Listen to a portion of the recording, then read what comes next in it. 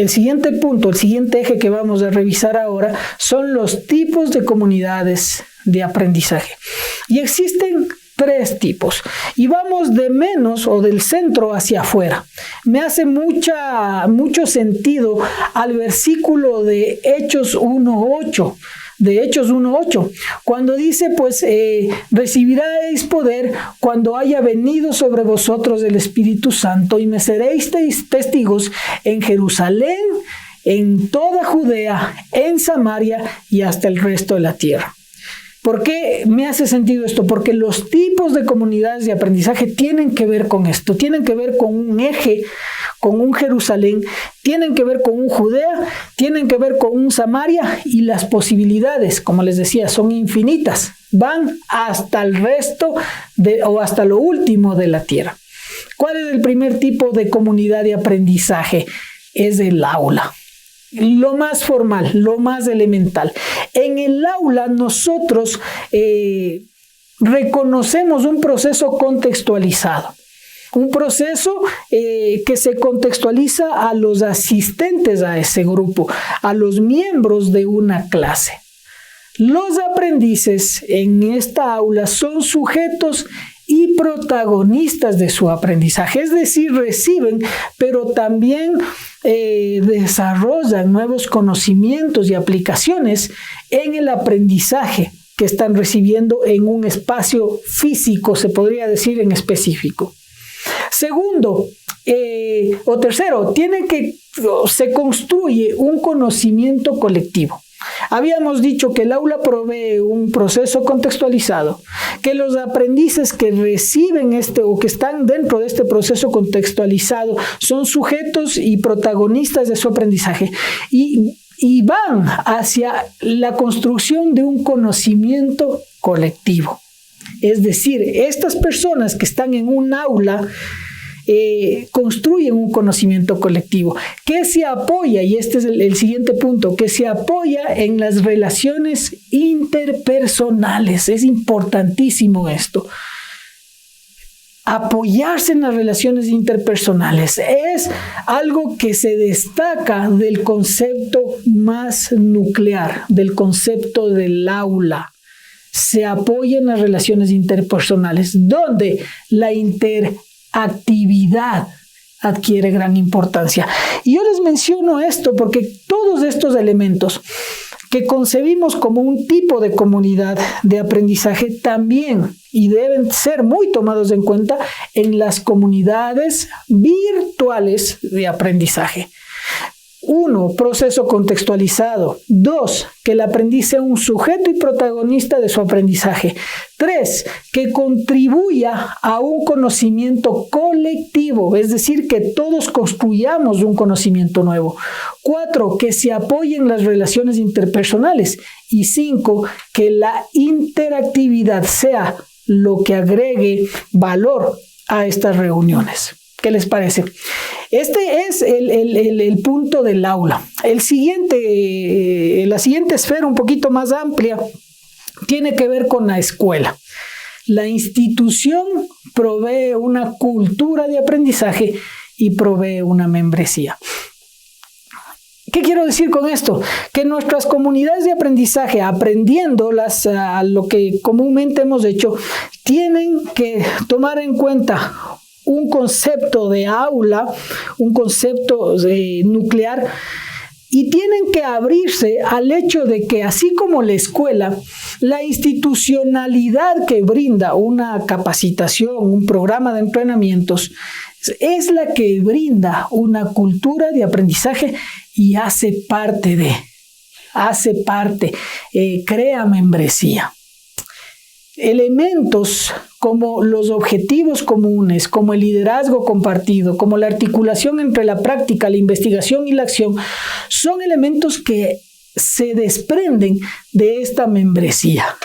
Es decir, Tenemos el asunto nuclear, nuestra Jerusalén, el aula. Partimos a Judea, donde está la institución, donde nosotros brindamos pertenencia a través de nuestras comunidades de aprendizaje. Y este generar pertenencia, este nocionar ser parte de, nos va a permitir desarrollar o integrar la comunidad. ¿Qué les parece? Entonces, ¿qué quiero decir con esto? Hago un paréntesis. Una comunidad de aprendizaje no es meramente el reunirnos en un lugar en específico o a través de la digitalidad y desarrollar un material o llenar unas hojas o tener una clase magistral. Tiene que ver con estos elementos que vimos en la noción de aula, y tiene que ver también en que nosotros como iglesia tenemos que generar esta pertenencia a una comunidad. Por último, el tercer gran nivel es el territorio. El territorio que tiene que ver básicamente con el despliegue que tiene la comunidad de aprendizaje, ya donde cada uno de estos aprendices se encuentra. Tenemos un aula que es el punto nuclear, donde vemos básicamente que el aprendiz es un sujeto activo de su aprendizaje, recibe un conocimiento, recibe una formación y lo aplica y lo desarrolla para sí mismo.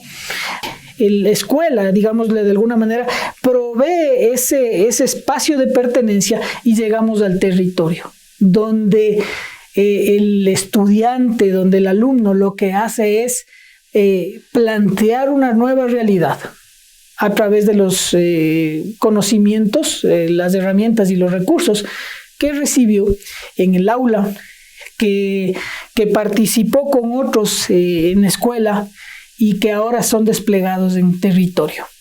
Reconocer los recursos del entorno es lo que se tiene que hacer para poder transformar una comunidad o una realidad. ¿Qué más hace el alumno en el territorio? Comparte intereses. El compartir intereses, el desarrollarse comunitariamente, hace que la iglesia sea lo que es en nuestras comunidades. Esfuerzos individuales, esfuerzos por separado no logran nada. Cuando 2 o 3 se reúnen en nombre de Jesús para adorarlo y para transformar las comunidades, compartiendo intereses, compartiendo una misión, se logra un gran impacto. El tema del territorio, de este despliegue ya de la formación, considera la educación formal, es decir, se puede prever que alguien siga una instrucción formal con los conocimientos que ha seguido. Se puede proveer una educación informal, es decir, como la iglesia, o también otros tipos de aprendizaje.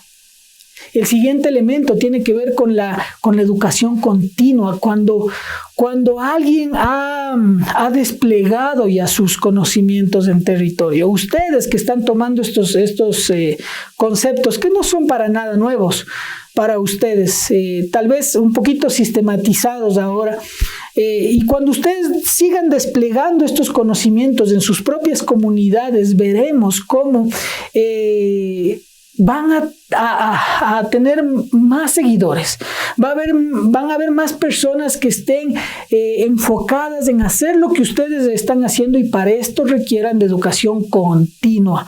Y es por eso que nuestras congregaciones tienen que tener esta mirada en territorio y proveer más elementos de educación continua. Y por último, el concepto de territorio tiene que ver con enfatizar el aprendizaje como un instrumento para responder a la comunidad. Es por eso que durante estas clases siempre hemos estado mencionando, no solo queremos ser transmisores de conocimientos o de información, sino queremos ser partícipes junto a ustedes de la transformación de sus comunidades a través del desarrollo de herramientas que entendemos vienen de parte de Dios, y que su Santo Espíritu nos permite desarrollarlas en su poder para la transformación de nuestras comunidades.